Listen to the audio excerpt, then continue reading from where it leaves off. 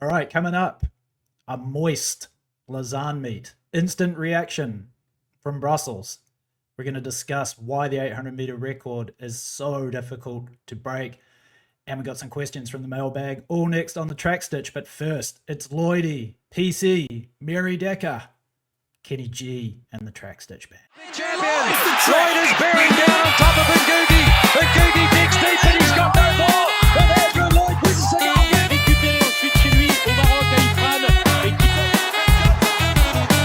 À la Web, il est parti à la Web, il a tenté le coup du siècle là. Oui, surprendre tout le monde au 800.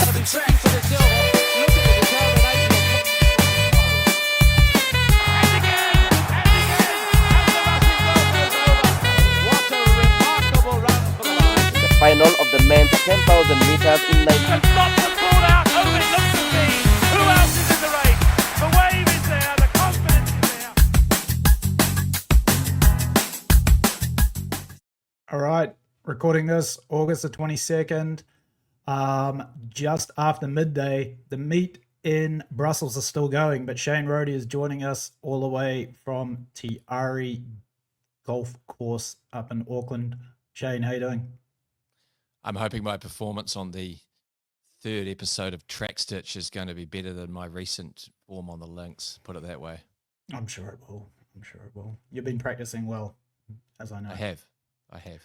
Hey, so when I said we're doing instant reaction from Brussels, we really are, because we've actually started this before the meets even ended. Should we start off with Brussels, and then we'll talk Lausanne, just have a look at the 800 meter world record, why that's been so difficult, and then actually I did again get a legit question from one of our hordes of viewers that came through that maybe we can address, because I know you've got to go get some breakfast and warm up on the range. No, I'm all good. I'm not too rushed. We're all right. All good. I thought the 1500 was actually later for this morning, so it's all good. Cool. Hey, so yeah, Brussels. To be honest, underwhelming. A little bit rude. Well, because it was a bit rude. So close to these guys as a unified body not think of having two diamond leagues so close together. Then you've got the final, and they're all trying to, with modern racing, how spread out the season is. It's a lot of racing. It's only really people like Nagoose, and if we take the 1500 as an example, Nagoose and Hobbs, who are trying to last ditch attempt to get into worlds that are really lining up. It was it was disappointing. Yeah, I think from my side, I'm sure you know this as well, like back in the late 90s, early 2000s, Brussels was one of the absolute premier meets on the circuit. Just thinking that this morning, yeah. I mean, and it was just jam-packed top to bottom. And I know we're starting off with a bit of a negative here, but we'll just get it out of the way. I mean, meets like Zurich and Brussels in particular were like really the heavy-hitting meets with full programs, like every star on tap. You know, this points to a big issue that I've been thinking about for a while. It's just the impact of the Diamond League format that seems to maybe bolster a couple of the lesser meets, some of these meets that are new, but it's kind of detracted away from some of the bigger meets. And obviously, they've gone to this format where you've got Zurich and Brussels that alternate every year with the final. Now, obviously, Zurich's going to be a great meet next week because it is the final. But to what you're just saying there, like, just seemed very watered down. I mean, we got through to, I think, about the men's steeplechase, which, okay, to be honest, no Bakali, none of the real big guns there. And then it was like, man, we've got the women's 100, the women's 5K. We don't know how that's going to be in the men's 1500, and that's about it. And that's just not my memory of Brussels, which just was always a loaded 800, a loaded 1500. They always had the 10K on there. Remember, Bekele set the world record a couple of times. Also, even back to late 90s with some of the Moroccan dudes there. Khalid Scar, yes, setting the 10K world record in Brussels. Paul Turgat. Yeah, what do you think? Yeah, it was underwhelming.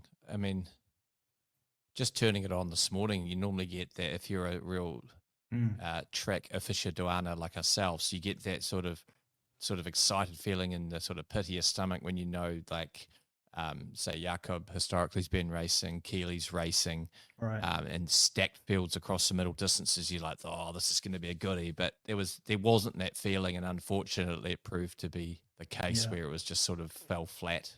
Yeah, Bummer. All right. Yeah. Hey, anyway, so looking at the meets, looking at the events in the meet, I think the big ones that we sort of noted, the women's 1500 was of interest. The women's 100 meters, just because of the field, Shelley-Ann Fraser-Price back, Melissa Jefferson Wooden was running, also Shikari, and then the men's 1500. So the women's 15, I know that do you know what that race reminded me of? Like an absolute classic one of the past was Tom Byers in Oslo 1981. Getty as the pace now.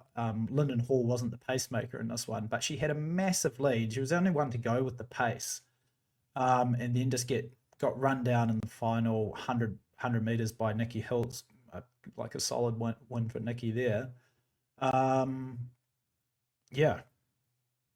It's also Anything a little from bit your like side?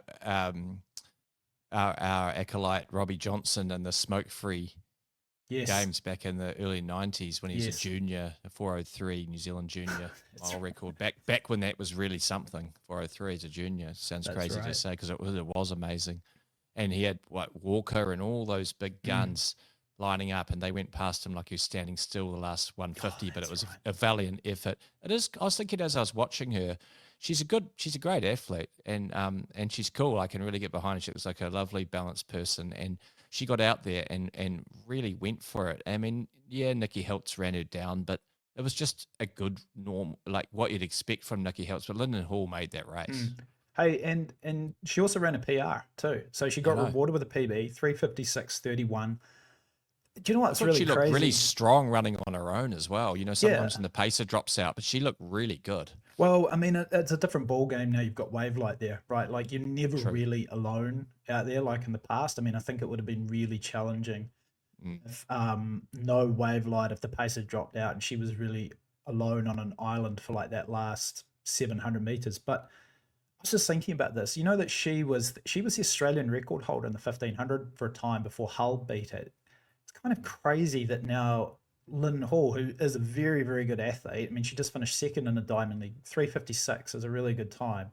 She's 6 seconds behind Jess Hull. Yeah,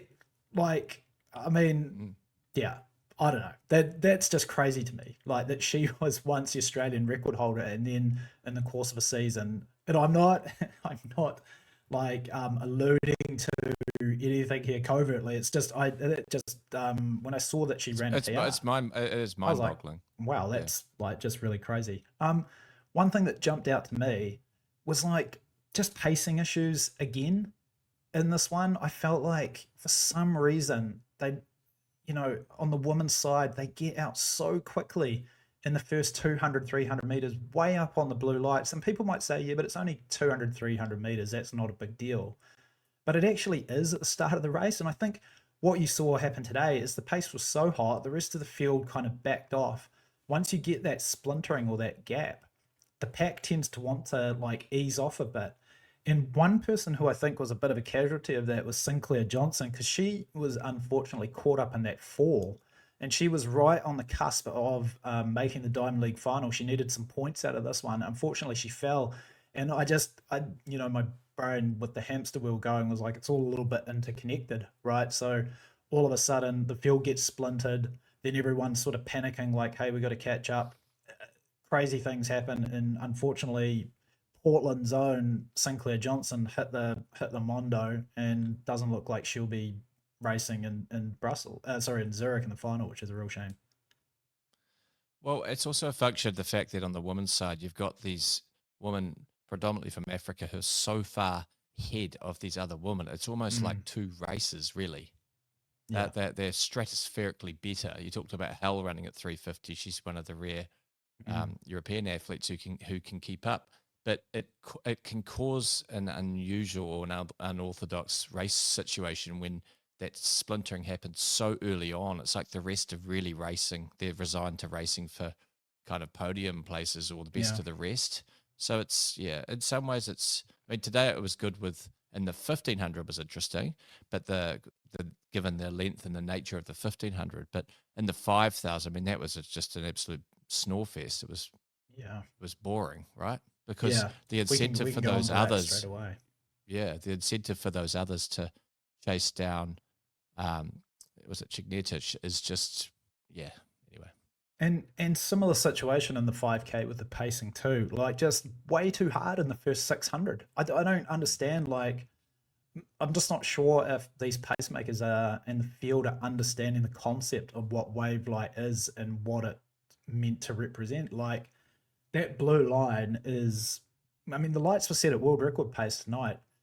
And that's the first of the green light bubble. Like, why you would then go out and charge off in the front of the blue, and it makes a massive difference. Like, to me, when I'm watching that, the first thing I think of when I see them so far ahead in like the first 400 to 600 meters races, they're going to totally pay on the back end. Because when you watch all these like real top, like Kip Yeagon, like Chibet, they're so much more measured. They've obviously got far better understanding or advice from like their coaches and their crew, who are saying, hey, like, this is what the lights are here for. You need to just be very measured and careful with them.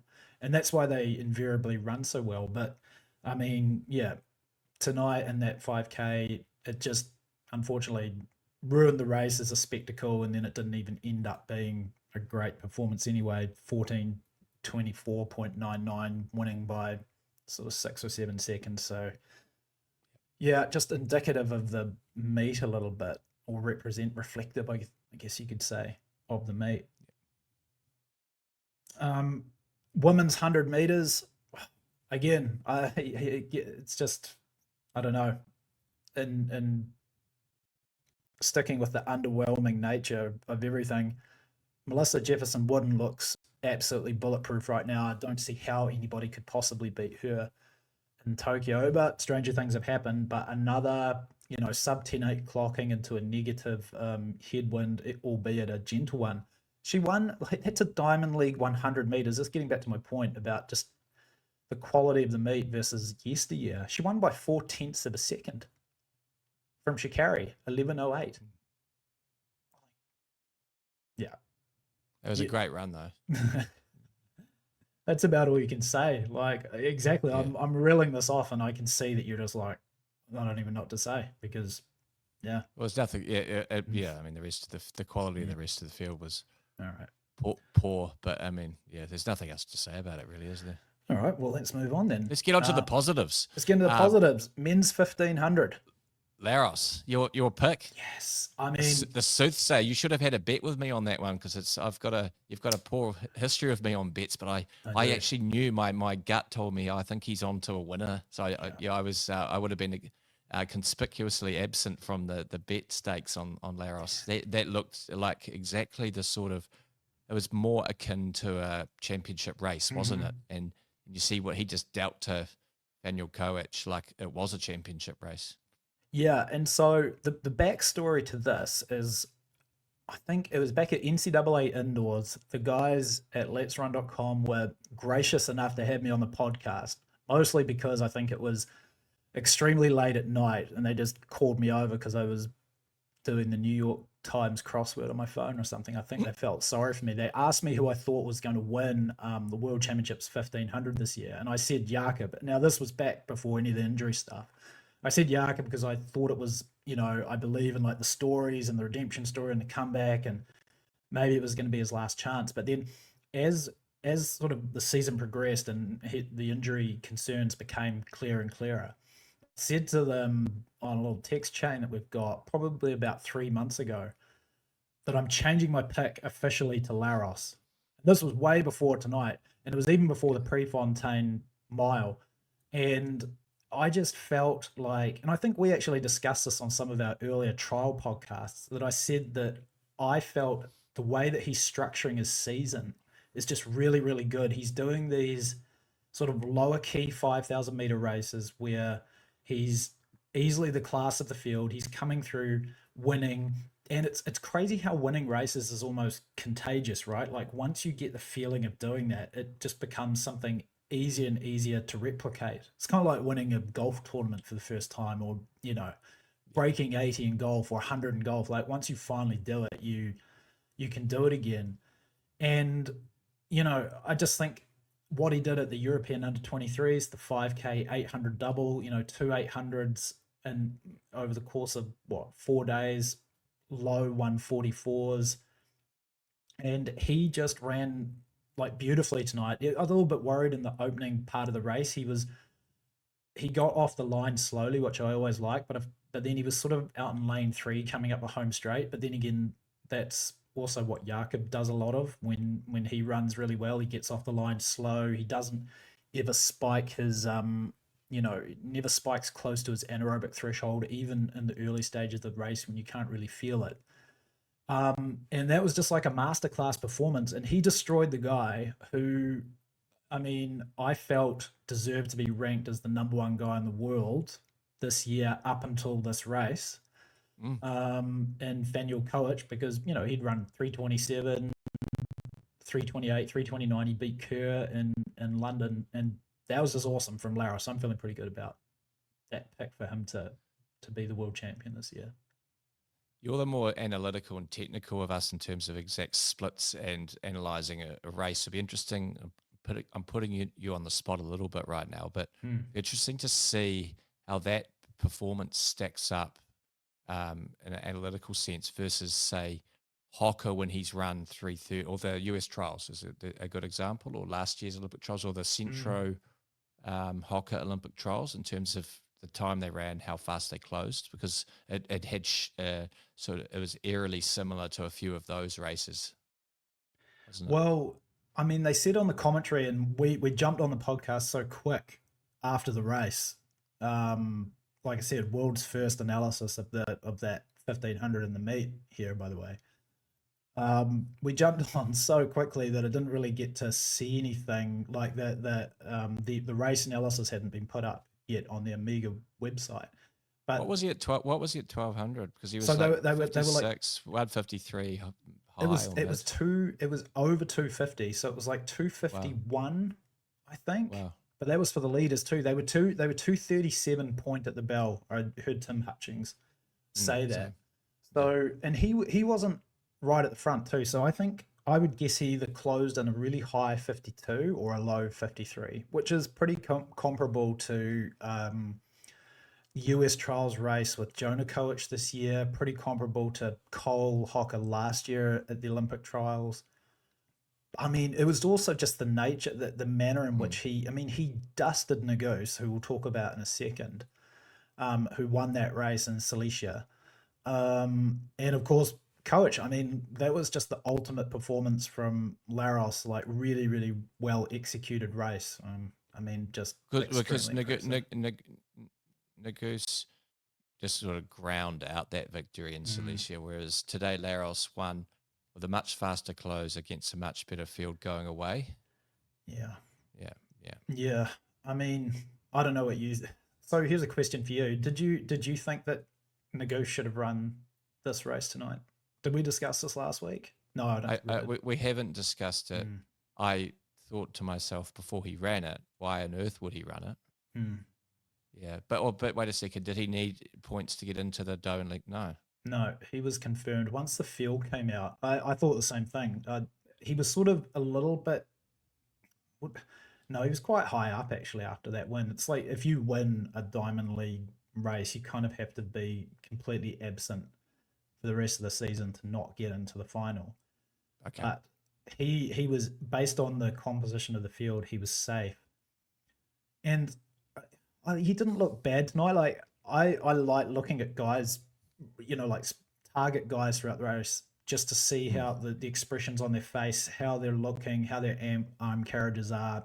Are there any telltale signs of, running on empty, running on fumes, etc.? I didn't feel he looked that bad, but sort of with 150 to go, he kind of lost a little bof contact, and he kind of just, he's got that interesting running form that when he starts to fatigue, he kind of like drops his hips and gets a little bit back in the bucket, so to speak. And I felt that, and I just thought to myself, it was obviously wasn't going to win, and I thought, yeah, okay, he might get third or fourth here, because I didn't think he was going to run down Coach. And just the overwhelming thing in my mind was like, where did he finish? Third.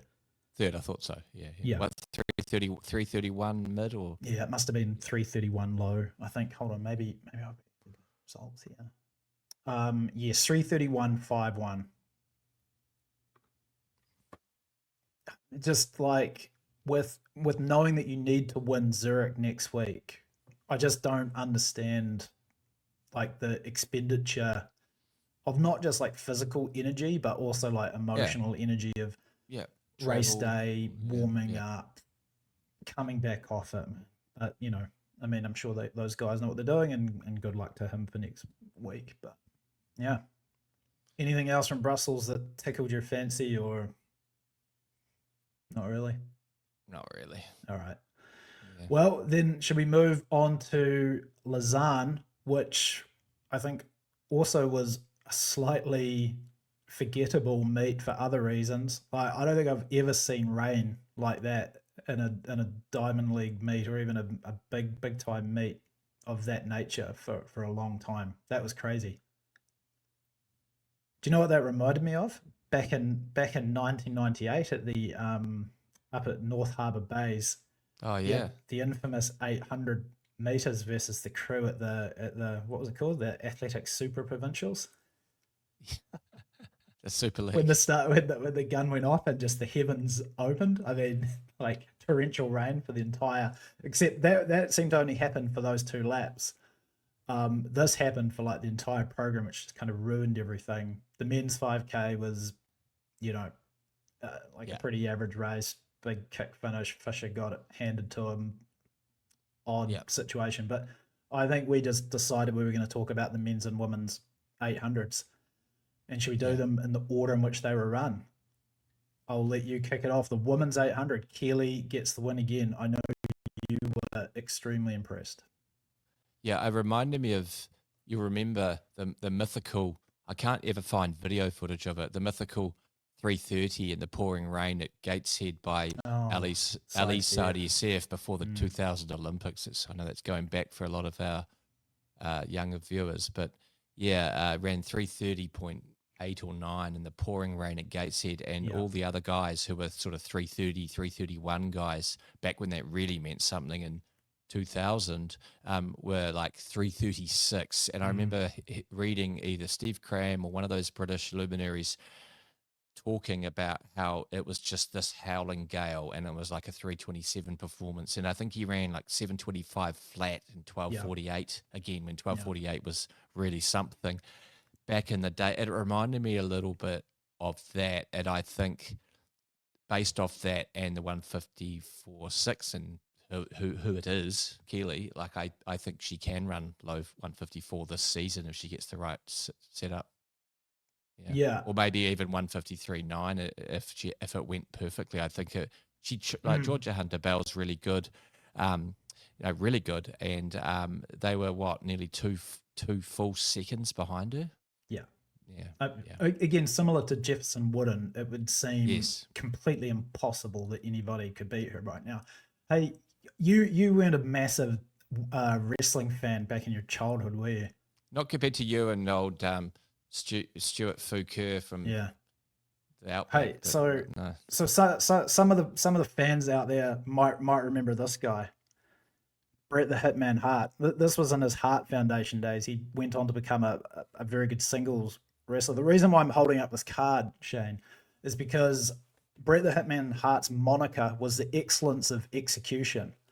And I'm officially going to name Kelly Hodgkinson as the excellence of execution in the 800 meters right now, because I mentioned this last week. Her execution of these races is kind of flawless right now. And she did it again in the crappy weather. It wasn't as bad as for the men's race, but similar thing. She, didn't start too quick in the first 100. She ran that perfect line. The only person that seems to run the perfect line from the break through to the pole. She was just very measured. And I went and watched what you said about that. You're dead right. She runs the perfect. Yeah. Whereas a lot of them just go. Of course. Yeah.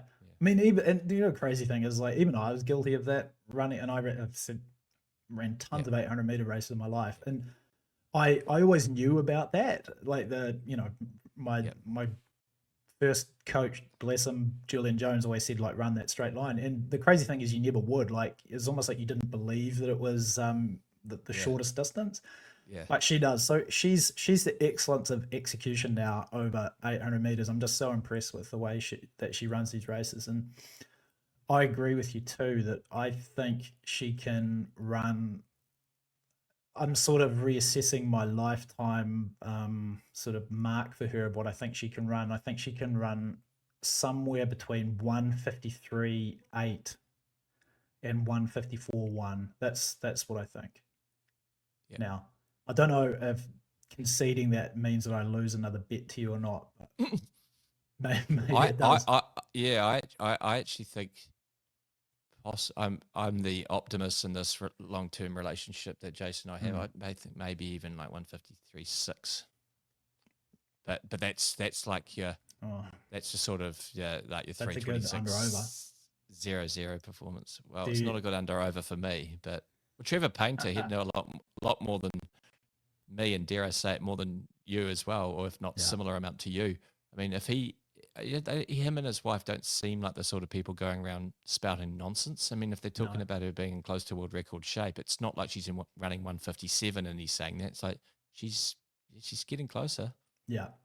It is hard. I mean, what is it, 153.43 or 153.28? 28. It is hard. I mean, it's just it's such a shame. You mentioned it last week with the 3K, just like why we have to continue to deal with these performances. It kind of sucks, but it is what it is. It's just I don't even see. You know, I thought long and hard about what even is the pathway here. It just doesn't seem possible because even if she gets to become the third woman ever to run under 154, right? That would put her ahead of Semenya. It would put her ahead of Gelimo, Anna Fidelia Kiro, Mutola. Well, you know, that would be a pretty big performance. I think it'd put her over a second, basically ahead of Mu. And it's just like, it's so much more.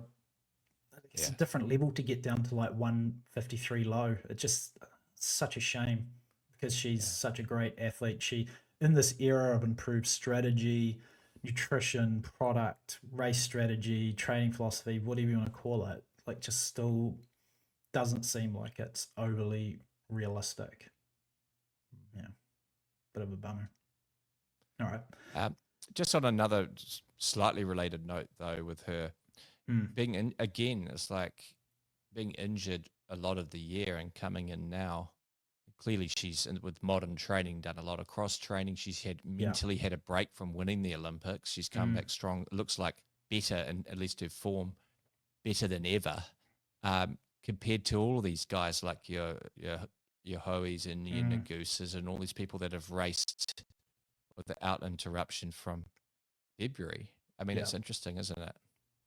Yeah, I mean, like sometimes I think you said this last week too. Sometimes like these little injuries, if they don't linger too long and they're just sort of one-off things, I think it's different now with Jakob because he's kind of doing the same thing over and over again. And this injury that he's had, I know he's back training now, but he's missed this entire season. But sometimes these little injuries can actually be good. And people overstate them too. They think that just because someone is out injured that it totally blows up the entire season. I'll always say this and say it from experience too. When you're young and in such great athletic shape, the ability to bounce back can happen so quickly. And you're not really compromised at all. In fact, the number one issue that obviously a lot of athletes have is not with the recovering from the injury. It's from coming back from it too quickly, right? Like in those sort of last maybe 7 to 10 days when you've almost gotten over your issue, right? Everyone's so keen to get back in. They just jump in. They try and blow out a really good workout. They get all fired up and everything, and it actually sets them back a bit and compromise them. I think if you can really control yourself, wait till you're fully healed all the way through, you can come back and reach the form that you would, or your maximum potential that you would have had in a very short space of time. So, you know, I think that's what this this crew over there in the UK with TP and her, they're just such a really dialed in crew. They clearly know exactly what they're doing, down to the way that she races and the fact that she's bounced back so well. And I think Because she's Jenny going Meadows to. was a great international for like a decade plus, right? Yeah. Trevor coached her. So it's like they know that the toll that, even though modern training is less periodized, they know that the toll that racing and Totally. training at a high level and doing like enough specific work to be able to race at that level year round takes a toll. And even if physiologically you can do it now because of like better cushioning in the shoes, better understanding around nutrition, better periodization, and having work that doesn't take the edge off or blunt you completely in those periods, it doesn't mean it's not taking a big emotional toll. And she's a young woman. She's won her Olympics. Imagine we were both, to varying degrees, aspiring Olympic athletes. You were an Olympic athlete. It's like, imagine winning the Olympics. You're like your early 20s. She's a POM, so she's got the British media, interested in her, and she's on GQ magazines. So it's a big thing in her life. It's like the biggest thing you could possibly have in your life as an athlete. So having a period for 370 days where you don't race, it's probably for the longevity of her career and in the short run, the best possible thing for her. Yeah. And it happened to Nick Willis all the time, our mate. Yeah. He got injured a lot and he raced for 20 years, whereas like Craig Mottram, who was, and because like you said, you can bounce back real quickly, but continuing to do so over and over again, it seems it has an effect for you in the medium to long run. If you're always, the body can handle it, but it's like at some point you just blow up. Yeah. So I think it's probably a really good thing. It's why one of the reasons she's running so well. All right. Men's 800. Men's 800. Hey, so speaking of the excellence of execution, I'm giving a half excellence of execution to Josh Hoey. Just because I've only seen one race from him where he did it, but that was that sounded disparaging. No, he ran. If he comes out in the Diamond League final, runs like that and wins, he gets also tagged with the Hitman Hart moniker, excellence of execution. But that was a great race from him. It's easily the best race of his career. Not just on like a physical level, because it obviously wasn't the fastest he's ever run for an 800, but extremely impressive because coming off being disappointed in that 1500, I know he was disappointed. Yeah. And he kind of ran an untidy race. I said last week that his coach, Justin Rinaldi, had sent me the little snapshot of the distance that he ran. And I thought to myself, when I went back and rewatched the race yesterday and seeing how well he executed, because he didn't mess around, he got on the pole line, he just ran very, very clean. He didn't get out too hard, all these things. I thought to myself, Justin absolutely said to him before this race, Josh, you ran stupidly in Silesia. You were all over the place. You cannot afford to do that. And if you rectify it in Lausanne, you've got a chance. And then when you combine that with just like this atrocious weather, which we can talk about in a second, and how that impacts the race top to bottom, that was just a great performance by Hoey. He gets the win of his career, absolutely hands it to Wanyonyi. Bryce Hoppel, not a factor, just probably heart not in it. Same with A-Rop. Just a great performance. Yeah, when it rains, as Armstrong used to always say in the tour, when it rains, it does funny things to people's mindsets. It's like that they can't switch. It's like as athletes, and you and I are both athletes, and you ran at a very high level. It's like it's a natural personality trait of a high performing athlete to want to control everything in their environment. And I think the quid pro quo for that is you can get to the point where if something that you foresee is fundamental to a really big performance, and these races get billed as, say, world record attempts, is so off that it kind of, it in a binary way where it means that outcome's not possible. It's like these people which are all geared, they're winners, all of them in life, like compared to Keyboard Warrior, they're all running in Diamond League. So they're all winners, and they're out there trying to run 141 or 140.8. So all of a sudden, when they can't do it, it's like something switches off and they become like middle of the pack type mindsets. I think that's what happened to these guys. No, 100%. I think that, guys like Wanyonyi also ran his PR there last year, very close, 0.2 of a second off the world record. Marco Arop is also a guy who's, clearly looking to try and challenge that world record.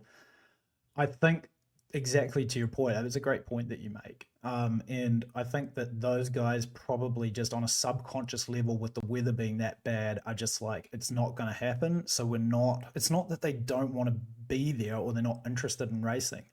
But in these types of races, when you're really pushing yourself to the limit and you really have to commit if you're going to run one of these times, if there's something there, like you were saying, that is going to alter that, it can change your mindset ever so slightly to the point that when you get to that inflection point of difficulty in the race where you really got to knuckle down, you're just like a little bit of like, what the F am I doing here? And I felt that too before. I was stupid myself. I'll own it. There were just occasions when I mentally sold out the possibility of running fast because it was either windy or it was cold or there was a little bit of rain around. That's not a good mindset to have. And these guys do it way better than obviously I ever did. But I just know that that's a play. And when I see like Hoppel run 148 and people are kind of like, what's up with Hoppel? Oh, it's a tragedy that he's on the team and not Hoey. He just gave up. He gave up. Jogged, He just subconsciously jogged gave it. And up. I mean, like really speaking, what's the difference between 145 and 148 when you're a 141 guy? Yeah. And comments like that though belie the fact that those people making those comments, not to be too hard on them, but it's like it's no different to us all in our day jobs. And there's a day when something's kind of going to shit, and you think I just can't be effed anymore with this. I don't like you kind of just give up, and the actual result looks a lot worse than it could have been if you ground it out. Yeah. But I mean, it's like if you walked a mile in his shoes, you'd realize that Bryce Hoppel goes through all the same vicissitudes of life and how he feels and what's going on the day, and he just blew it up. He's like, jog it. Yeah. And I think then too, the point would be around Josh Hoey. I think like it's a great testament to him because I think he probably was one of the guys that again is so invested in doing well and desperate to, like I said, Justin told me he wants to win every single race and doesn't understand why he can't. I think for me, it's not a surprise knowing that he was able to like really knuckle down and just run a great race and put all of the external distractions to the side and just come out and perform really well. And man, like who did I hear say this? I heard someone, was it maybe Hannah England? It was Hannah England on the commentary. She said something that I really agreed with too. It was like, sometimes when you're not the best runner in the race, right? Like, and I'll just give an example of me as well. Like there was very, very few races I ran in Europe where I was even close to the best guy. But I always felt like if there was a little bit of adversity in terms of the conditions, right, that maybe that could equalize things for me. So if I could, knuckle down, maybe that would give me a chance to, finish in the top, maybe sneak onto the podium or sneak a fourth in a race that I really should be finishing 6th or 7th. So I felt she made a great point there. Just about like ways to tackle that sort of adversity. But it sets up well for the Diamond League final for Josh. Again, like winning is contagious, so hopefully he can carry that momentum through to next week and maybe do something. But I'm not sure if we're going to have such terrible weather in Zurich as we did in Lausanne. Hey, also, one point I was going to make too, I wrote this down. One guy who famously hated the weather, like bad weather over 800, David Rudisha. Never ran well in the wet. I remember he lost a Diamond League final to Mo Arman.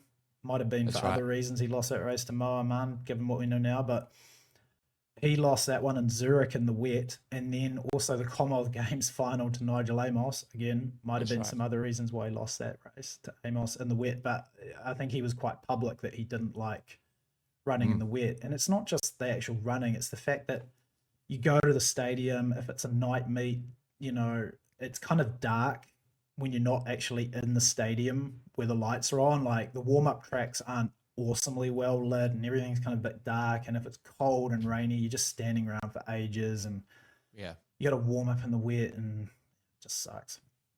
No, finely tuned machines, and if they've got even if it's not a real thing, they've got a belief that is a limiting factor, then it's as real as it being actually a physiologically a physiologically true point. All right. So moving on, this is a good segue. Out of the meat analysis, the men's 800, Deo. Obviously, the world record 140.91. David Rudisha set that Olympic final 2012. Everybody knows that. A lot of people thought by now, given what we saw last season, the historical number of sub 142 performances, guys really knocking on the door, that maybe this record would have perished by now, and yet it's still here.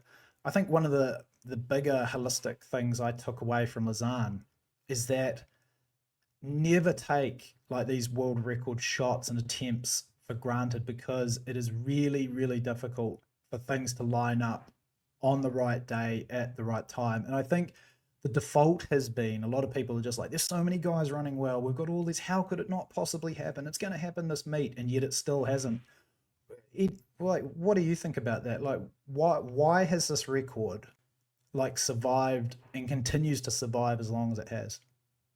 I don't think any of these guys, notwithstanding with the advancements in wave lights and shoes and training, I don't think any of them have the X factor of a Rudisha or a Kipkeda or a Coe or a Cruz or one Terrainer. I don't, even when you're on the, they don't move in a way that makes me think they're 140.8 runners. That's a little bit anecdotal and not really backed up by anything. And I'm happy to wear the criticism on that. But you asked me what I thought. I don't have as analytical an approach as you. I just see them, and I think, could someone conceivably from that group run the world record? Yes. Do I think that anyone in that group is going to be a pioneer into the mid 140s? No, I don't. And I will say one thing: if someone does though come out and nip it, I think it's quite likely then, just in the way us humans are, that if someone new comes through in the next 2 to 4 years, someone could run 140.6 or 140.7 or even quicker. If you took the prototype of your Rudisha or your Coe or your One Terrain or your Cruise and put them in today's environment, could those guys run mid 140? Yeah, I reckon they could. Yeah. Yeah. No, I mean, it's just interesting. Sorry, I was just finished on that little rant. So the reason I say that is there's too many of these guys now who I don't think are of that caliber who are close to the record. And when those guys I all mentioned, they are a long way ahead of the rest of the best of the world. I remember watching one of those Berlin Rudisha record attempts the other day on the blue track, and he was miles. My partner was saying to me, like, oh my God, he is so far ahead of, and they're the rest of the best in the world. Yeah. So I just think they've got too many guys hovering around for someone better not to be able to sort of run quite a bit quicker. That's what I feel. And that's sort of, if you look at the history of the world record in men's middle distances, that's how, or for that matter, in any track event, that's how it kind of goes. Like, everyone as a group comes much closer, and then someone just shoots out of the pack. It's very rare that it just gets beaten and then everyone stays around the record. That's not how these things work. Yeah. I mean, it's crazy because obviously Monaco was a super hyped attempt this year. Everybody thought that the world record had a really legit chance of going down. Probably, to what you're saying there, too many guys around that level sort of ruined it in a sense, because when you're kind of at the cusp of human pinnacle performance, right? Like you need to be extremely efficient right from the gun. So, in that Monaco 800, there was too much competition in the first 200. And the thing is, there had to be that competition, because if you're going to run under 141, for example, you cannot be passing multiple bodies in the, from, 500 to go through to the finish. But the flip side of that is, like, if you need to fight incredibly hard to get that position, you're going to compromise yourself late in the race. The thing about this Lausanne race, which was just such a bummer, was that the field was much smaller, right? It was a lot less hyped. It was a lot more covert in terms of the attempt. And of course, they'd run there really well last year. It's a good place to run extremely fast. I mean, all these tracks are really good to run, but some of them just some tracks rather than others just have got like historically good, like just a good feeling around them for going these records. Lausanne is one of those over 800 that's always been good. And it just seemed to be, it seemed on the surface like maybe this race would sneak up on everybody and all of a sudden the record might go down. And then of course the heavens open, and as we've just discussed in the last 15 minutes, you don't know, it just kind of wreaked havoc on the mindsets of the guys, and it didn't happen. I've got a few interesting, you're a stat guy. I mean, I'm a somewhat stat guy, but you are too. Here is an interesting stat for you. Of the last 4 world record holders, all of them, when they broke the world record, went on to break it at least one more time. That's kind of interesting, right? Yeah, well, so that sort of backs up my anecdotal. Exactly. Understand. I thought that. I don't know if you read my mind on that or somehow saw the notes. No. There were no notes. But yeah, interesting. So Juan Terrena, he ran 143.4 and then 143.3. And then of course Coe came along, 142.33, 141.73. Kipkeita actually equaled the world record in Stockholm at 141.73 before he went on to break it in Zurich, and then Cologne 12 days later, and then Rhodesia broke it 3 times. So it is interesting. I actually think Juan Terrena, just to show my nerdiness, and I may be wrong here, I thought Juan Terrena ran 143.5, then 143.4, not 143.4 and 144.3. I wouldn't. I just don't want us getting sued. So true. Yeah, we had that problem with Cooper Lichtenhouse. I managed to get out of that one. No, you might be right. I know that it was somewhere in the mid 143 range, but he absolutely broke it twice. Hey, and here's another one for both of us, because I know the first part of the stat, but I don't know the details. There have been, let's see if we can get them. There have been 11 nationalities to have held the 800 meters world record. So I'm doing some research, and I just, for some reason this popped up. It was like on AI. It was like, the new AI blurb that comes up annoyingly at the top of every. So 11 nations. So let's. I don't know the specifics. So let's see if we can get them. Okay, so I reckon it is. Well, it's definitely New Zealand. New Zealand, yes. Ralph Dalbo, Australia had it. So that's just New Zealand, Australia. The Poms must have had it at some point back in the day. Yeah. Yeah. Of course, yeah. Sorry. At least the Yanks have had 1, 3. Yes, that's 4. Mm-hmm. Roger Moens from Belgium had it, didn't he? Correct. Before Coe, yep, that's 5. Kenya's had it. That's 6. Kenya's had it 6.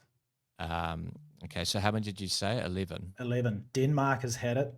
Yes, Kipkeita. By proxy through Kipkeita. That's 7. Cuba. Juan Terrena. 8. Yeah. 8.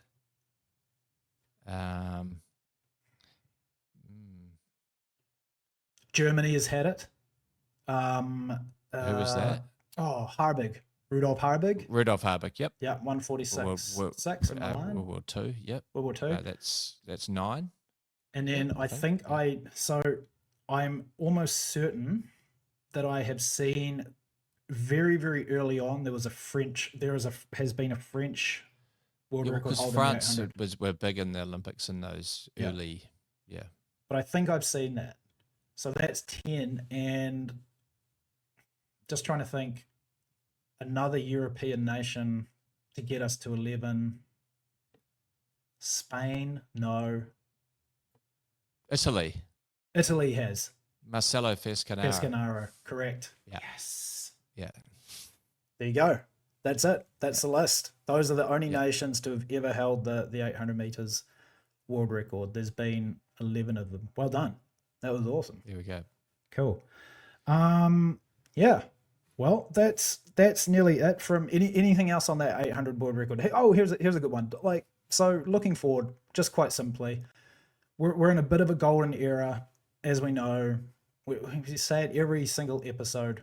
Training's changed, race philosophy's changed, product is good, guys are putting mum's baking soda into their sports drink, and that's working.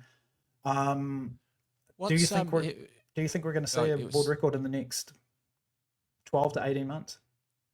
Yeah, maybe in the, like next season or the year after. But the reason I think at the moment that they're struggling is they've going through the normal like boom and bust of post Olympic year. Yeah. And notwithstanding those conditions are perfect, notwithstanding that there's so many guys on the on the precipice of a record, they're still all coming down from mentally preparing for the Olympics. And it is an off year. I mean, historically, like up until recently, the year after the Olympics was almost inevitable or accepted. They used to talk about it in the track and field news in the library that I used to read as a fifth and sixth former, that it was an off year or a post-Olympic year, and they had talked about post-Olympic year blues. So that even though everything has changed and the pace of the world is a lot quicker, I can't help but thinking some of that's at play as well. Yeah. Yep. Yeah. No, I tend to agree. I just don't think it's I think if it does happen, it's I mean, I think it's very touch and go. I think just I would land on my opinion being I would be as surprised if it was broken as I would be surprised if it wasn't. So I agree with that. Yeah, exactly. Like it wouldn't shock me if we're still sitting here after, maybe Emmanuel Wanyonyi and Marco Arop and these guys have been really, really close in the last couple of years. Like they're not going to be great forever. The windows aren't long. It's typically 3 to 4 years, even for David Rudisha, even for Wilson Kipkeita. Like these seasons don't happen. It wouldn't surprise me if when those guys have sort of moved on from their peaks, if we're still here with a world record at 140.91 and just guys queuing up to see if they can get close. But yeah, we shall see. Hey, on to the mailbag, because we're approaching an hour. Once again, a legit question coming from one of our viewers. This was from James E. He asked me, he said, hey, last week you spoke about the meat ranking system. And he didn't even know it existed. He's a track and field guy. Why does the meat ranking system exist? What is the point of it? Do you know?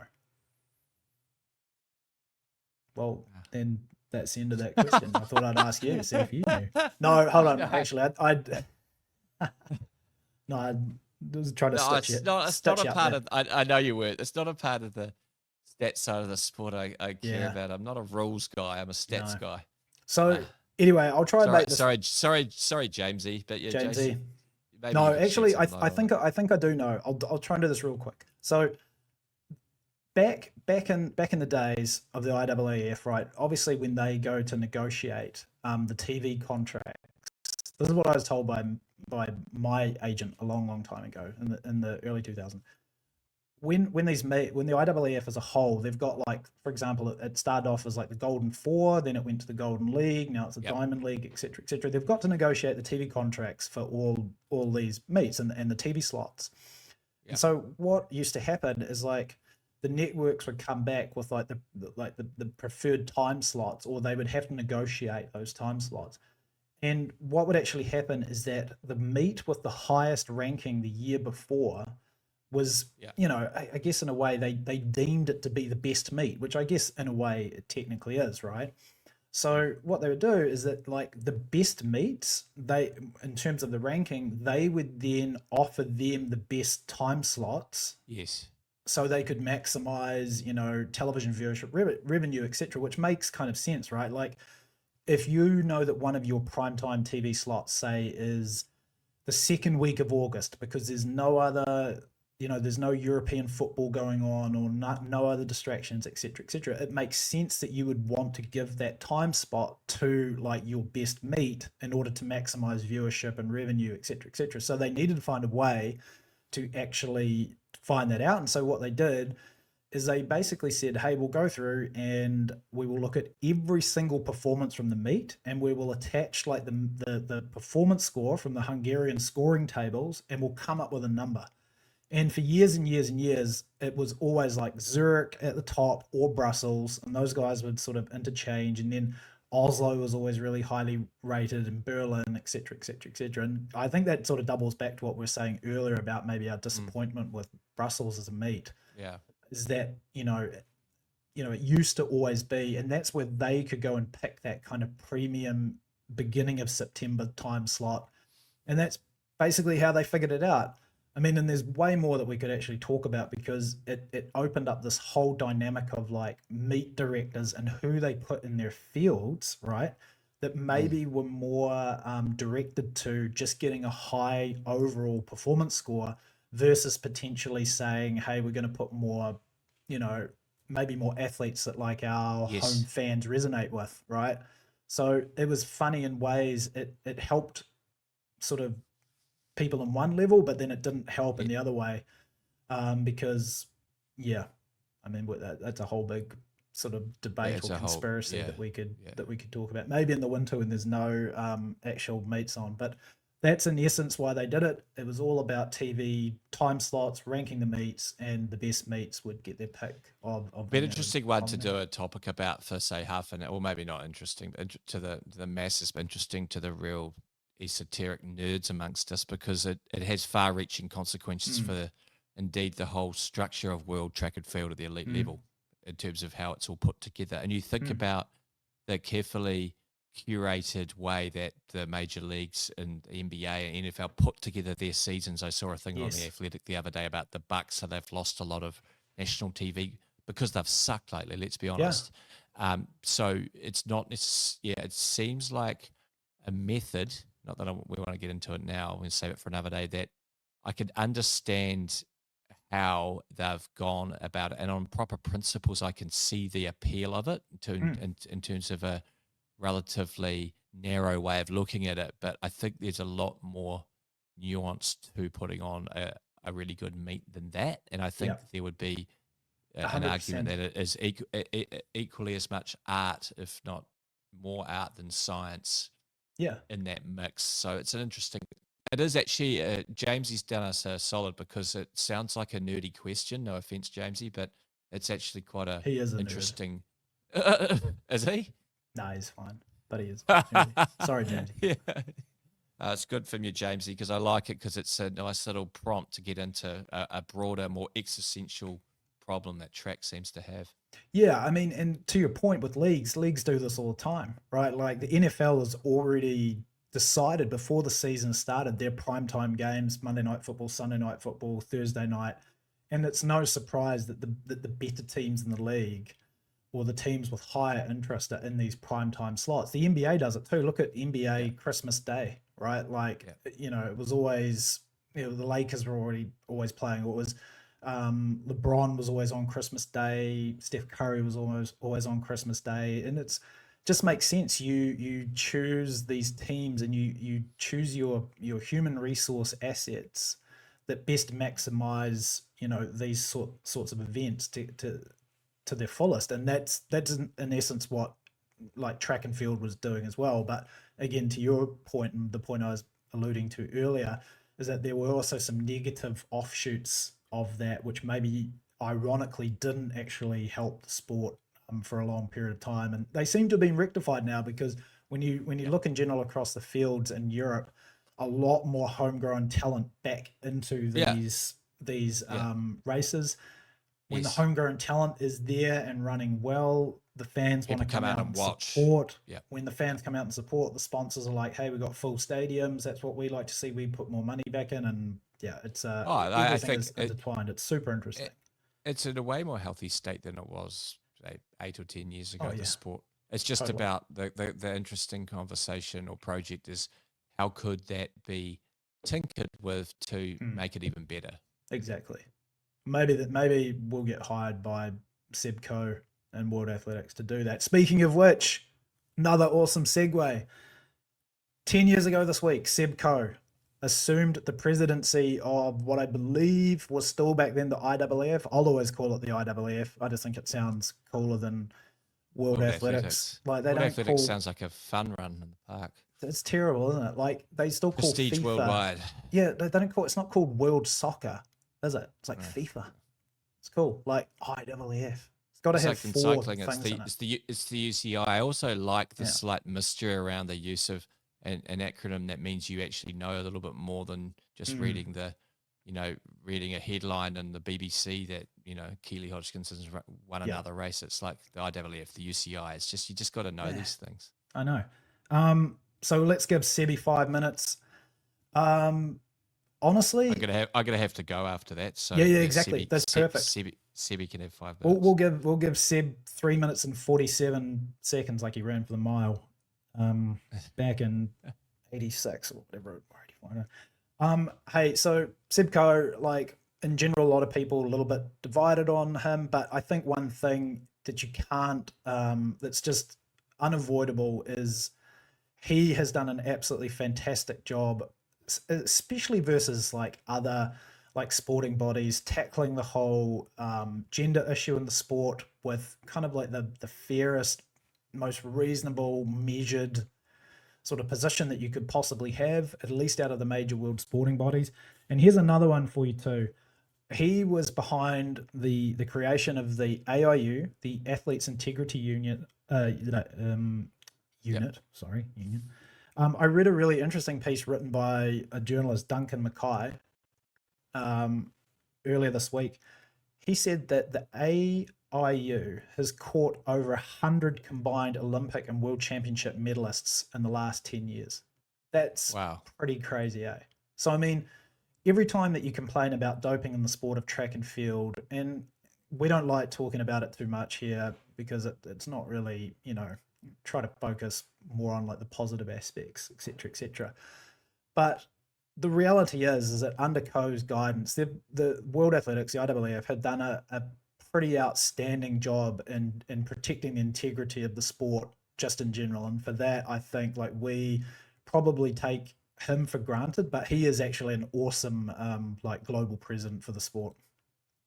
I think a great feature or consequence of having someone like Coe involved, and I will qualify this by saying that it's only great to the extent you believe in his politics or the way he does things, but because he's not a career administrator, and because he is Seb Coe, Lord Seb Coe, he's able to go in there and go, it's a bit like Shane Warne was like in his cricket commentary, because he's already established, he obviously has high self-esteem, and he's able to go in there and go, I think this is how things should be done, and he just calls it and does it.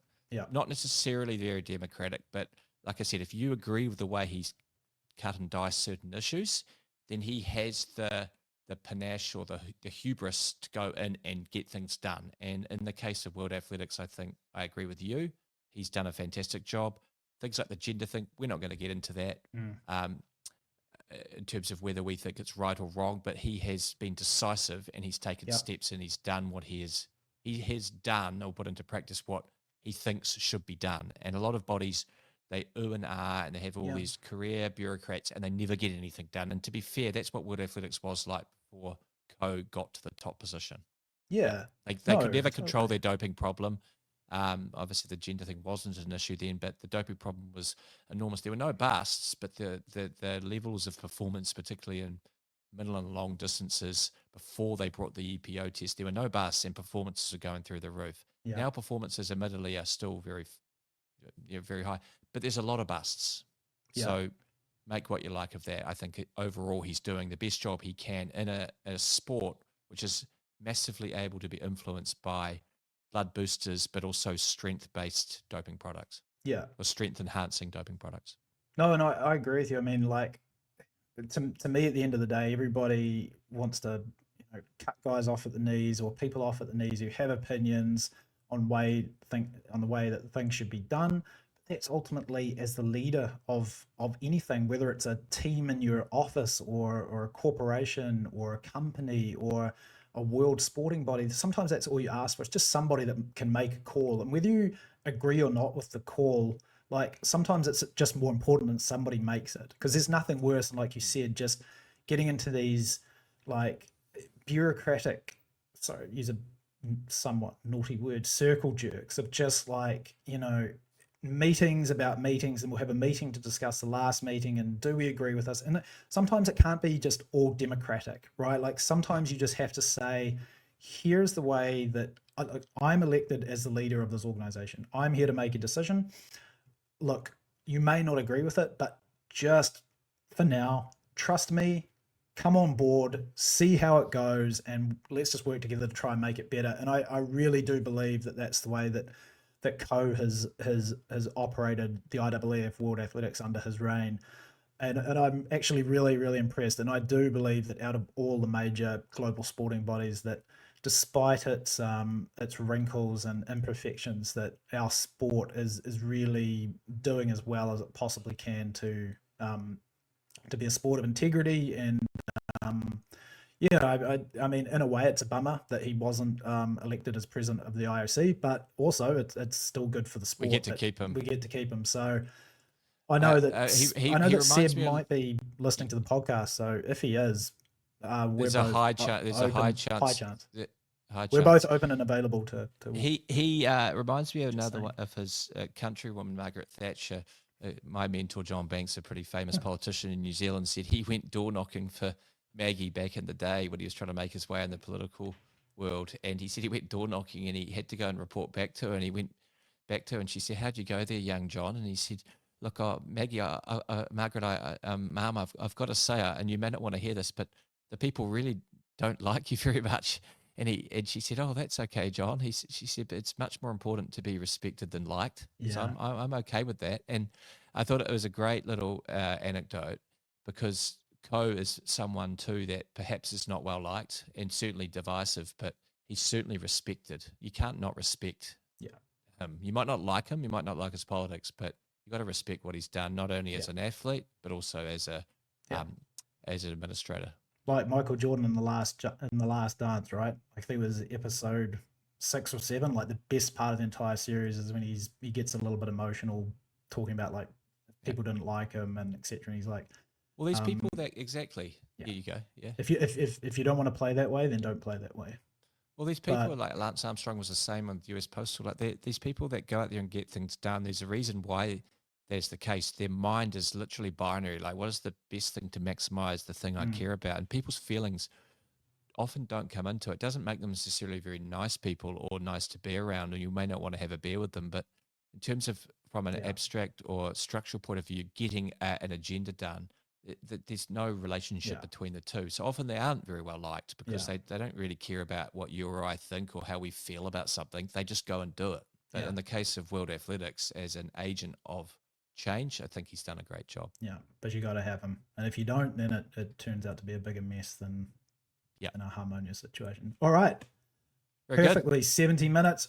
Deo, you're getting itchy to hit the range and work on that. Mate. The range, as you can see, for shallowing and compression. Viewership, shallowing and compression. The range is right behind me. It's literally some turkeys out there hitting balls already. So I'll be scuffing a few off the mats in probably 40 minutes. I might be, hopefully I'm going to be there in about 100 days, mate. So we can do a podcast from this very view together and then go out and work on that club shallowing and crack the ton, like wrist position at the top.